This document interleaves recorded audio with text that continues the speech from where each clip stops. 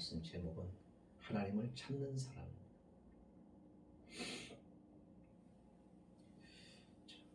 우리가 하나님 앞에 지금 나왔습니다. 하나님을 앞에 나온 것은 하나님을 만나기 위해서 나온 줄로 믿습니다.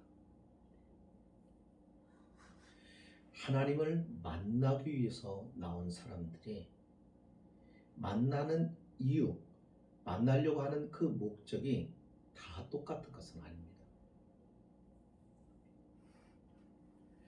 어떤 사람은 절박한 마음을 가지고 하나님께 이것이 필요해서 하나님 이거 꼭 주셔야 됩니다. 하나님 이거 꼭 해결해 주셔야 됩니다. 자신의 필요한 것이 있어서 간구하기 위하여 나온 사람도 있고, 또 어떤 사람은 하나님 앞에 안 가면 예배를 하나님 앞에 나가서 예배 드리지 않고 하나님 앞에 나가지 않으면 벌 받을 것 같아가지고 그래서 나오는 사람도 있고, 어떤 사람은 오래전부터 믿음 생활을 해온 그 습관 때문에 그냥 가야 하니까 예배 드려야 되니까 그래서 하나님 앞에 나온 사람도 있고, 어떤 사람은 주님을 만나고 싶고 주님을 보고 싶고 주님을 사랑해서 나오는 성도도 있습니다. 여러분은 어떤 성도가 되기를 원하십니까? 다들 주님을 사랑해서 주님을 사랑하여 사랑하는 주님을 보고 싶어서 나오는 성도가 되기를 원할 줄로 믿습니다. 이게 정답이죠. 그런데 바라는 것과 실제는 또 다릅니다. 그렇게 정답이라고 알고 있고 주님을 사랑함으로 예배를 드려야 된다고 생각을 하지만, 그러나 실제적으로 우리 각자의 내면을 다 들여다보면은 그거 말고 사랑해서 주님 앞에 나오고 사랑해서 주님을 예배하고 사랑하기 때문에 주님을 만나고 싶어서 나온 성도들은 극히 일부입니다.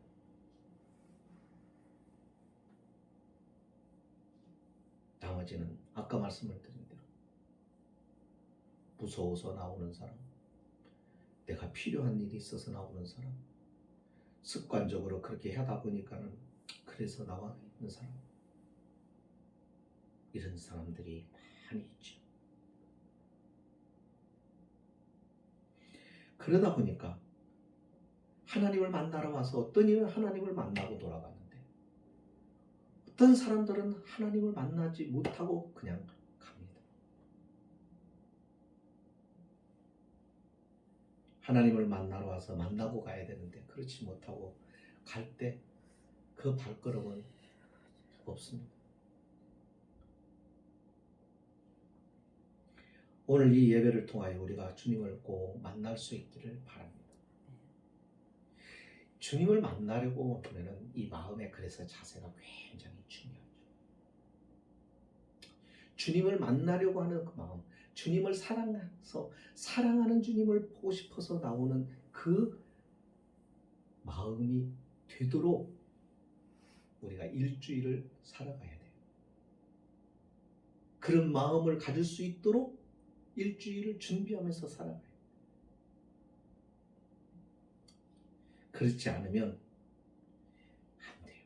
그래서 우리의 신앙이 자꾸 성장하지 못하고 우리의 믿음이 성숙되지 못하는 이유가 바로 하나님을 찾는 우리의 태도에 문제가 있기 때문에 그렇습니다. 오늘 말씀을 보실까요? 사람들은 예수님을 찾아왔습니다. 지금 예수님은 어디에 계시냐면 가버나움이라고 하는 동네에 계십니다. 오늘 가버나움에 계신다는 소식을 사람들이 듣고 주님을 찾아온 거예요.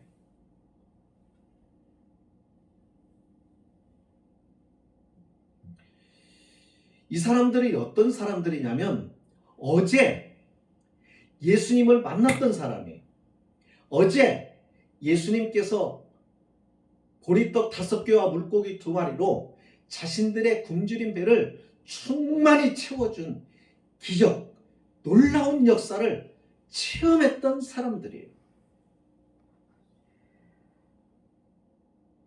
그들이 그 체험을 하고 배불리 먹고 그리고 각자가 이제 해가 지니까 돌아갔습니다.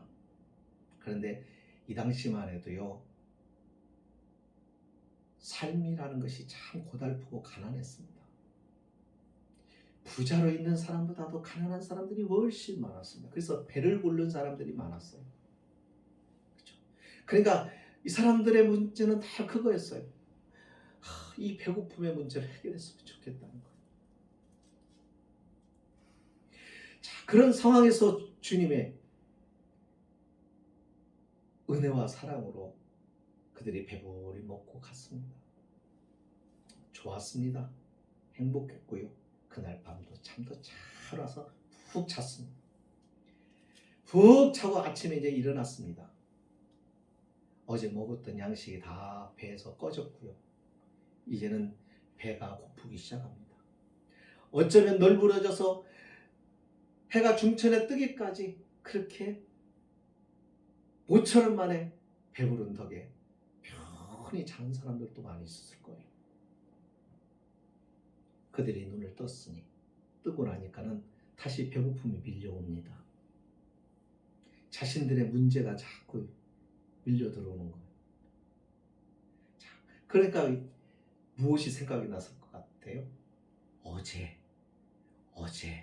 그 배불리 먹었던 기억이 생각이 난 거예요.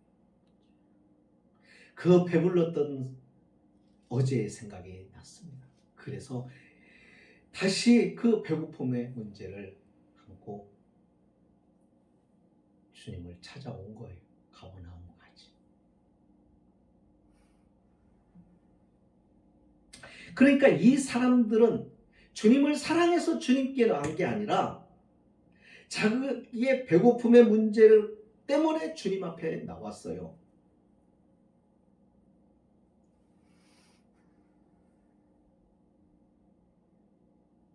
언뜻 보면은 아유 목사님 배고파서 나왔는지 정말 주님을 만나려고 하는지 말씀을 듣고 싶어서 나온지 목사님 그게 어떻게 알아요? 예, 저는 모르죠. 그런데 주님이 말씀하셨잖아요. 뭐라고요? 우리 본문에서 봅니다. 26절에 예수님께서 뭐라고 말씀하세요? 너희가 나를 찾은 것은 표적을 본 까닭이 아니요 떡을 먹고 배부른 까닭이로다. 우리는 사람을 판단을 잘못할 수 있습니다. 왜냐하면 우리는 겉을 볼 수 있고 그 사람의 속 마음을 들여다볼 수 있는 눈이 없기 때문이죠.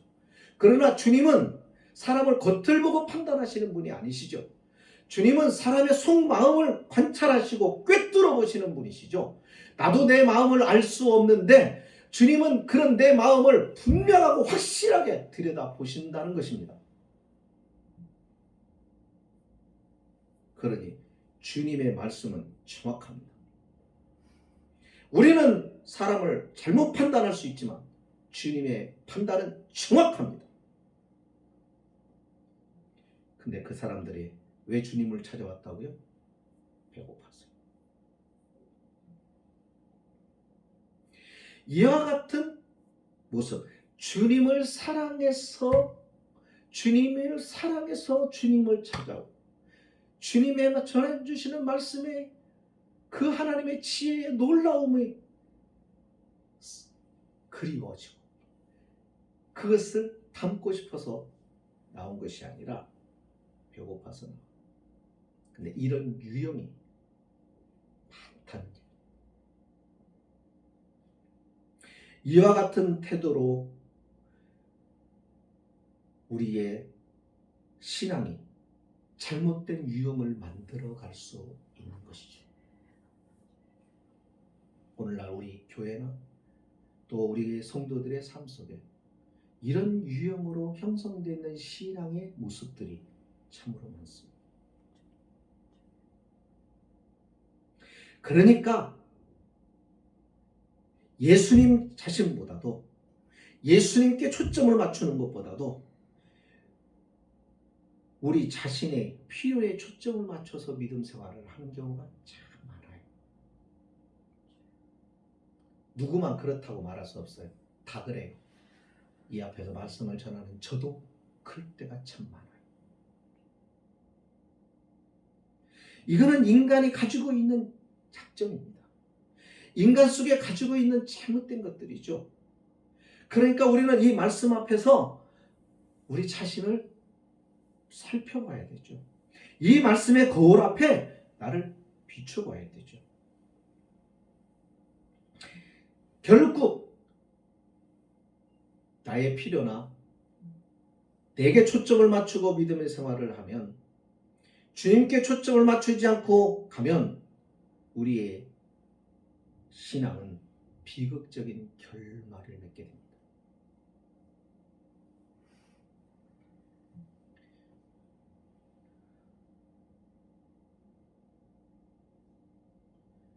선물을 사가지고 와서 주는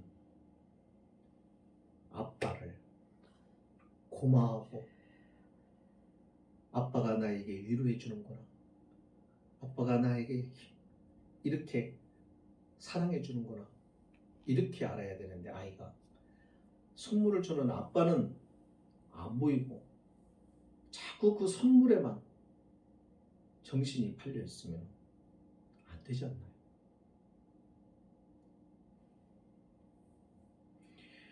그러다 보니까 자꾸 우리의 기도는 늘 어떻게 가냐면, 하나님 이거 주세요, 이거 주세요, 이거 주세요로만 갑니다. 내가 필요한 것을 자꾸 요구하죠. 네, 하나님께서 안 주신다고 하시지 않았어요. 주신다고 얘기했어요. 하나님이 못 주실 거 없어요. 하나님은 얼마든지 주실 수 있어요. 그런데 우리가 한 가지 생각해 봅시다. 하나님이 안 주신 게 아니에요. 이미 주셨어요. 하나님이 그 아들 예수 그리스도를 우리에게 주셨다는 의미는 하나님이 다 주셨다는 거예요. 이미 우리는 소유했다는 거예요. 하나님은 우리에게 다 주신 겁니다. 참 이런 게 있어요. 우리가 넘어야 할 한계가 있습니다. 신앙생활에서 우리가 넘어서야 할 한계가 있는데, 그게 뭐냐면 자꾸 우리 육신적이고 물질적인 그 한계를 뛰어넘어가야 돼요. 근데 그 한계를 뛰어넘지 못하니까 늘 어디에 묶여 있냐면, 물질에 묶여 있고 우리의 육체에 묶여 있고 다 묶여 있는 거예요. 그 너머의 역사와 그 너머의 축복과 그 너머의 하나님의 진리를 만나지를 못해요. 여기 예수님께서 그런 말씀합니다. 너희가 나를 찾는 것은 표적을 본 까닭이 아니요 라고 그랬습니다. 이 표적은 뭘 말하는 걸까요? 보리떡 5개와 물고기 2마리로 몇 명을 먹였다고요? 5,000명이요. 남자만 5,000명이니까 여자와 노인과 아이까지 합하면은 좋기 2만 명 정도로 추산을 합니다.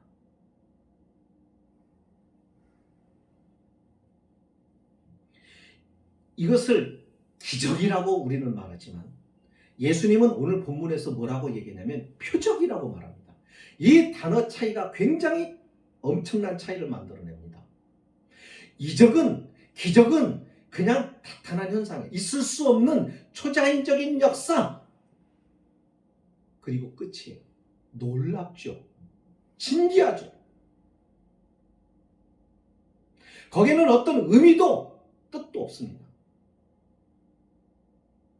하지만 표적이라고 하는 것은 다릅니다. 주님은 이것을 표적이라고 말씀하신 것은 뭐냐면, 이 이적을 통하여 설명하려고 하는 것. 이 이적의 사건을 통해서 뭔가 하나님, 예수님은 드러내시려고 하는 것이 있단 말입니다. 그러니까 이 표적은 목적 자체가 아니라 뭔가를 드러내고 나타내려고 하는 하나의 수단이라는 것입니다. 그러면 이 표적을 수단으로 삼아서 주님이 드러내려고 하는 것이 무엇이에요? 예수님 자신이 내가 누구냐? 너희에게 배고픔을, 너희의 인생의 문제를 해결해 줄 수 있는 바로 내가 누구인지 너가 이 표적을 통해서 알아봐야 되지 않냐?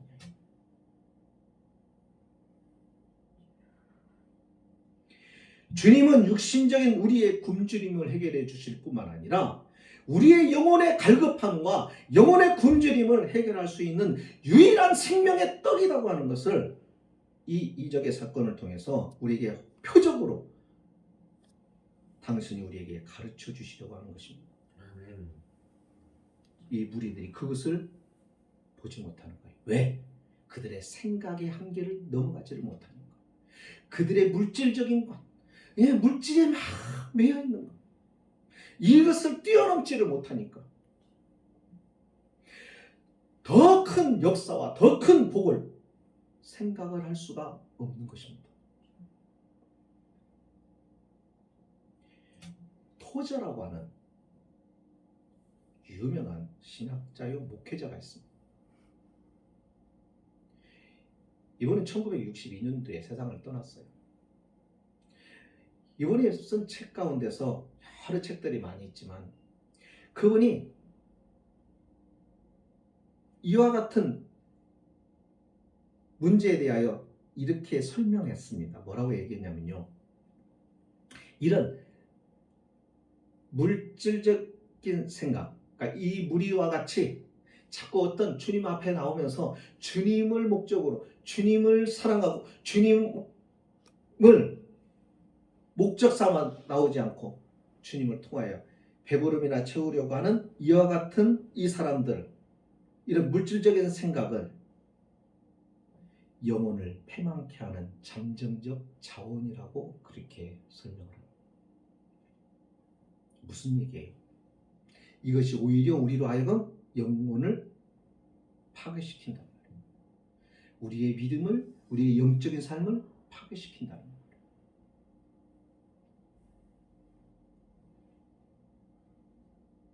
소유하는 것을 살아감으로 하나님에 대한 의식이 흐려지게 만든다는 거예요. 그래서 자신의 영적인 성장을 막는 일들이 빈번하게 생긴다는 것입니다. 예를 들면 이런 것입니다. 아간이요. 우리가 잘 아는 아간. 여리고 전쟁이 끝나고 여리고 전쟁이 아주 대승리로 마치게 됩니다. 하나님께서는 그 전쟁에서 취한 모든 전리품들은 개인이 소지하지 말고 다 이것을 하나님 앞에 드려라 라고 말씀을 하셨는데 그 중에 아간이라는 자가 은 20세겔과 금덩어리 하나를 몰래 숨겨버려요.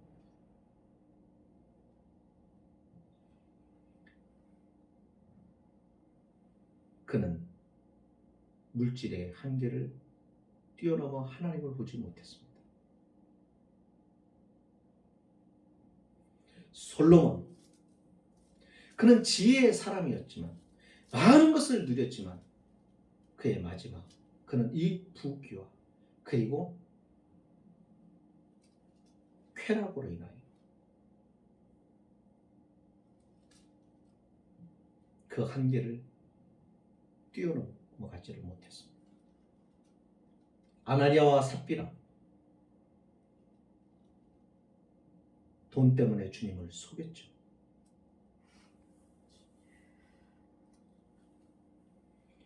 바울과 함께 사역하다가 세상을 사랑하여 그 사역지를 떠나버렸던 대마, 그들 모두가 다 이 한계를 넘어가지를 못했습니다. 신앙생활 하는데 여러분, 그러면 우리가 물질을 소유하는 게 나쁜 걸까요? 성경 어디를 봐도 그것이 죄라고 말한 적이 없죠. 우리가 물질을 많이 갖는 것이 나쁜 것이 아닙니다. 물질은 악한 것이다 말하는 사람이 있다고 한다면 그것은 기독교 신앙이 아닙니다. 물질은 선한 것도 아니고 악한 것도 아닙니다. 뭐가 나쁜 건가요? 문제는 물질을 추구하기 때문에 하나님을 추구하지 못하는 것이 나쁜 거예요. 그게 문제인 거예요. 하나님보다 물질을 더 추구하는 것이, 그것이 문제인 것이죠. 그러니까 우리가 신앙생활을 하면서 우리가 하나님과 그냥 재물이냐, 우리 스스로 하나님 앞에서 이게 저울질을 해봐야 되는 거죠.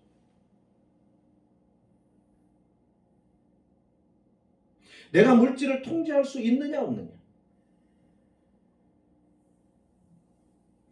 누가 무엇이 그 사람을 장악하고 있느냐 하는 문제입니다.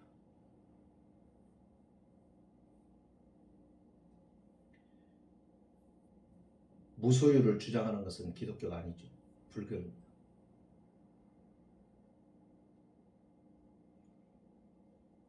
비운다, 불교에서 말하는, 기독교의 신앙은 비워내는 것으로 끝나는 게 아닙니다. 더러운 것을 비워내고 거기에 새 것으로 채워야 합니다. 모든 걸 덜어내고 거기에 주님으로 채워야 됩니다. 말씀으로 채워야 됩니다. 성령으로 채워야 됩니다. 비어있으면 곤고해지는 것입니다. 메말라지는 것입니다. 거기에 하나님으로 채워지고 은혜로 채워지고 말씀으로 채워지고 성령으로 채워질 때 그걸 통하여서 새로운 역사가 이루어지고 새로운 생명의 기운들이, 역사들이 나타나는 것이죠.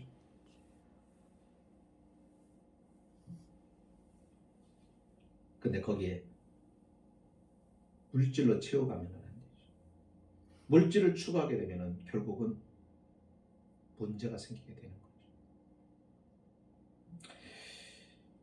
우리가 잘 아는 대로 아간이나 솔로몬의 마지막의 모습이나 아나니아와 삽비라나 데마와는 다르게 소유한 물질을 통제할 수 있었던 사람이 있습니다. 아브라함입니다. 우리가 가장 소유욕이 강한 게 뭐냐면 자녀에 대한 것입니다. 우리는 자식을 본능적으로 사랑할 수밖에 없는 존재죠. 근데 이 사랑이 때로는 소유욕으로 나타날 때가 있어요.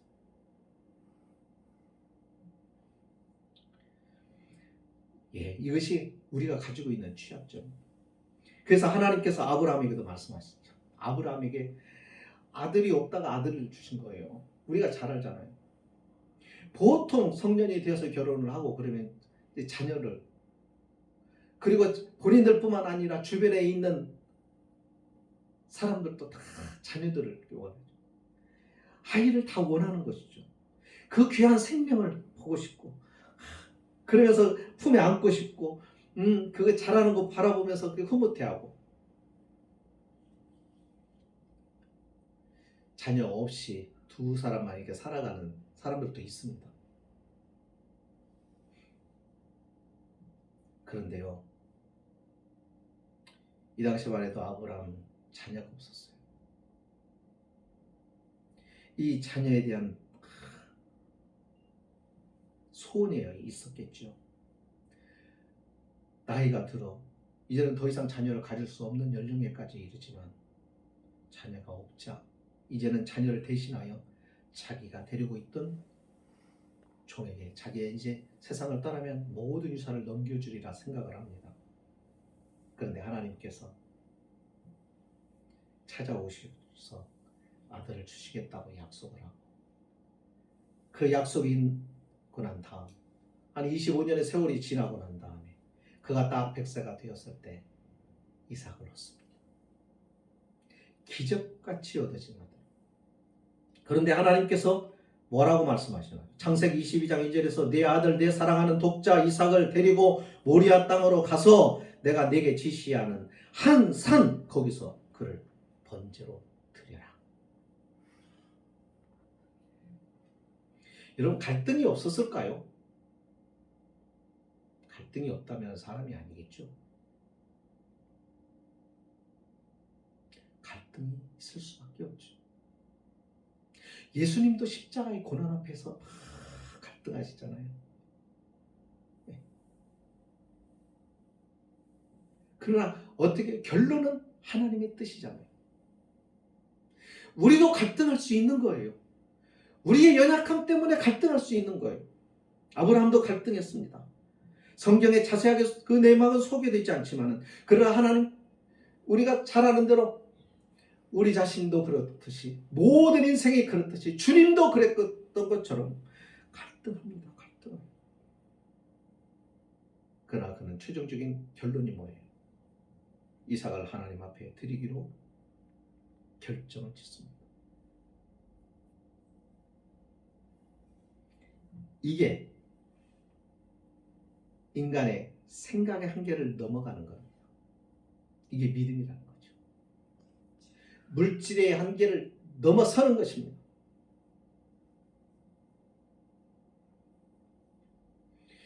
어떻게 넘어섭니까? 아브라함은 이삭을 내어주는데요. 히브리서의 11장에 보면은 이렇게 말합니다. 아브라함은 하나님이 그 이삭을 죽은 자 가운데서 살리실 것을 믿었다라고 말합니다. 왜냐하면 하나님이 이삭을 통하여 뭐라고 얘기했어요? 많은 민족을 이루겠다고 약속하셨거든요. 하늘의 별과 같이 땅의 모래알 같이 이루겠다고 누구를 통하여? 이삭 하나님. 내 씨를 통해서. 이삭을 통해서. 그러니까 여러분 생각해 보세요. 아브라함이 이렇게 생각했을 거예요. 이삭이 번제로 드리면 이삭은 죽게 되고 이삭이 죽으면 하나님의 약속이 이루어질까요? 안 이루어질까요? 이룰 수가 없잖아요. 그러면 하나님 편에서 이 약속을 이루셔야 되겠는데 하나님이 이루시려고 하는 하나님의 특단의 조치가 뭘까요? 살려내는 거예요.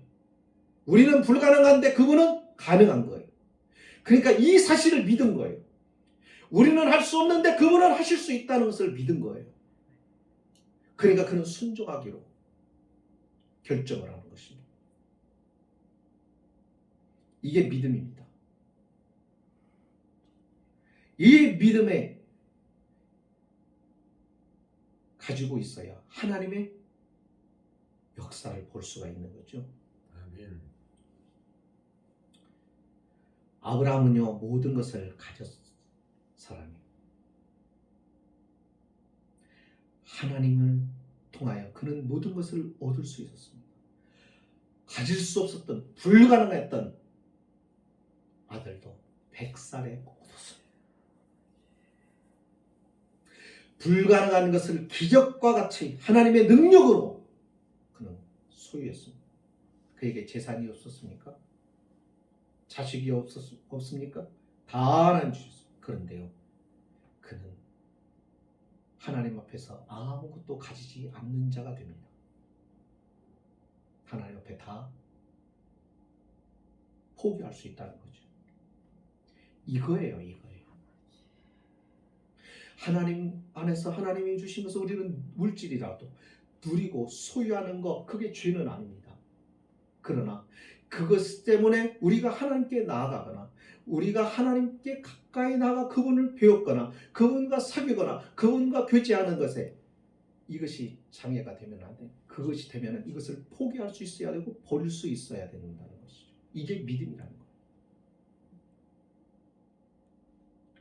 소유한 것이 잘못된 것이 아니라 소유한 것에 마음에 사로잡힌 것이 잘못입니다. 내가 물질을 탐하고 있는 것은 아닙니까? 아니면 하나님을 추구하고 있습니까? 우리의 마음을 저울질해 보셔야 됩니다.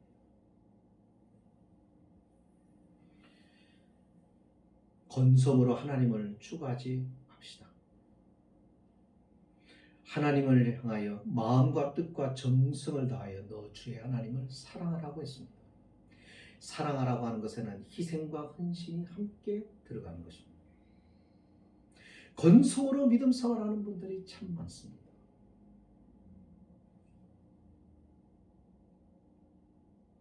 예수님께서 지금 가버나움 이곳에 당신을 만나겠다고 찾아왔던 사람들, 이 사람들의 말을 한번 보세요. 가버나움에 와서 그들이 하는 말을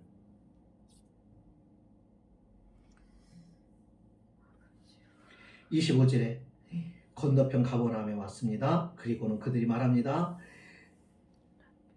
랍비여, 언제 여기 오셨나이까? 주님, 언제 여기 오셨어요? 마치 주님이 보고 싶어서 주님께 나온 것처럼 자신을 위장하고 포장하고, 그런데 속마음은 그게 아니었죠. 주님은 그의 중심을 읽으시죠. 간파하시죠. 우리는 사람을 속이기도 하고 우리는 사람에게 속기도 합니다. 우리 주님은 절대로 인생에게 속지 않으십니다. 그래서 그분 앞에는 거짓이 통하지 않습니다. 그분 앞에는 언제나, 그러므로 우리가 나갈 때 진실함으로 나갑니다. 우리가 아무리 감추려고 해도 감춰질 수가 없습니다. 그래서 주님 앞에는 벌거벗은 것처럼 나아갈 수밖에 없습니다. 그렇게 나왔던 그들의 나중에 실제적인 모습이 나옵니다. 그게 66절에 가면 나옵니다. 이러므로 제자 중에 많이 물러가고 다시 그와 함께 다니지 아니하였더라. 주님 앞에 그들이 또 다시 나온 것은 다시 배고픔을 해결하고자 나온 거예요. 주님은 그걸 기적을 통해서 그들에게 배부르게 함으로 너희들의 영혼에 내가 양식이요, 내가 너희의 영혼에 떡이다는 것을 말해줘. 주님 자신이 바로 너희들에게 그런 존재라는 것을 말해주려고 예수님께서 표적을 나타내셨는데 그들은 그것을 통해서 자신의 배를 채우기 위해서. 그러니까 두 번째 나왔을 때 그의 기대에 주님이 응해 주셨나요? 아니죠. 거절하셨죠. 다시는 무병이와 같은 일들을 행하시지 않으시죠. 그러자 그들은 어떻게 했다고요? 그와 함께 다니지 아니했다. 다 물러가고 다시 그와 함께, 주님과 함께 다니지 아니했다. 주님 떠났습니다.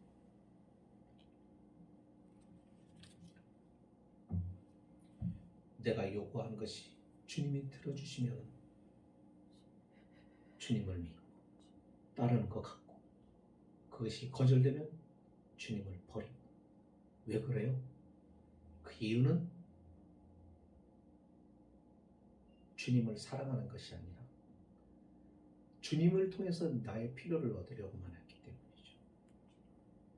우리의 믿음이 처음에는 어린아이같이 주님께 뭔가를 얻고 내게 필요해서 주님을 찾지만은, 그러나 그것을 넘어서야 되는 것입니다. 언제까지나 주님께 이것을 내 필요만 구하는 것이 아닙니다. 신앙생활. 여러분, 이제 믿음생활 막 시작하는 사람들이 기도하잖아요. 하나님 이것 주세요, 저것 주세요. 아이처럼 하나님 잘 들어주세요. 근데 목사인 제가요, 하나님 이것 주세요, 저것 주세요. 다 안 주세요. 왜요? 그거 말고도 내가 더 깊이 있는 것을 하나님이 보게 하시고 더 깊은 은혜를 맛보게 하시고 그 너머에 하나님의 신령한 것을 허락하시기 위해서요. 그래서 주님을 사랑하고 주님을 따라가는 것. 주님이 십자가의 길도. 그래서 주님을 따라가는 것입니다. 하나님을 찾는 사람, 저와 여러분이 바로 하나님을 날마다 찾는 사람이어야 하는데, 하나님을 찾는 사람은 바로 하나님 그분, 우리 주님 그분을 사랑입니다.